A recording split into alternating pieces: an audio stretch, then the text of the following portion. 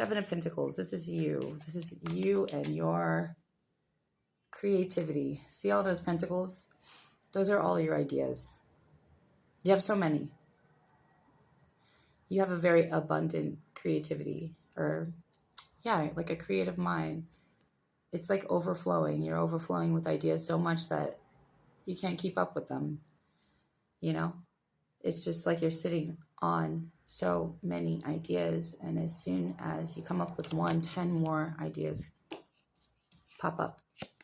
So that in itself is that's a gift, to be able to be so tapped into source that the collective is constantly coming up with new concepts, new ideas, new inventions, everything, and then some. So you're kind of doing,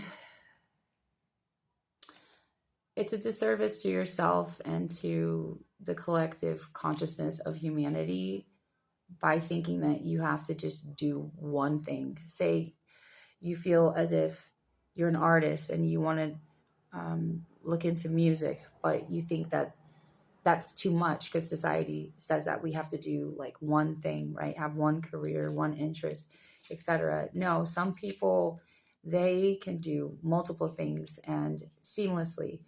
I think you're that type of person, right? You can go in between. In fact, there's some things that you might have wanted to try, but you haven't for one reason or another. So you're kind of blocking your blessings, or blocking your creative flow.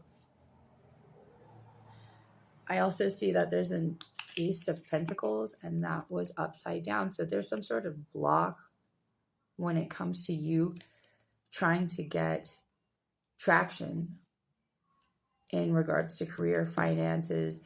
Maybe if you wanted to take some of this creative flow and be like an entrepreneur, something like that. That's what you're supposed to be doing, right? For your career, I feel like. And you have a group of people, it seems. Queen of Pentacles, Queen of Swords, reverse, King of Swords, reverse, King of Pentacles, right? And so on. And they all seem to be trying to like siphon your energy through taking these concepts. It could be intellectual property that they're taking. It could be them spying, listening in to see what ideas you're coming up with, so they can somehow get to these ideas and then somehow make money off of them before you can. Nine of Pentacles is reverse, right? Nine of Cups, reverse. Five of Pentacles, and so on. So yeah, it's something to do with someone or a group of people are siphoning so much from your ideas and attempting to bind you so that you can't come up off of this on your own. So it's like taking your ideas. This is what they do. They'll find someone that's really creative, and then they will latch onto them, right? Kind of box them in, maybe. And maybe it's quite literally corner them, or they might have you bound to contract. Maybe you, like say if you're a content creator or like in the music industry. I think it happened to Kesha. Great example. Kesha wanted to come up with new music, but she couldn't because of her contract that she kind of got weaseled. Like, I think that she got cheated into that concept, or she didn't read in between the fine lines. So she couldn't come up with new work, or, there's so many stories like that. It could be something of that nature. It could be a group of people, maybe online, and they could be doing this as well. They could be content creators, artists, or something like that. And they are following you so that they can listen in for ideas, and that way they can go and turn it into courses and books and so on and so forth before you ever get a chance to do it. They also could be doing things like trying to tarnish your name for credibility purposes. That way people don't want to come and get your services because they don't think you're trustworthy. So they could be slandering your name on forums and across social media platforms. So there is a person here, I think that this is the King of Pentacles, who is aware of your creativity. You're kind of like a muse to this person, though.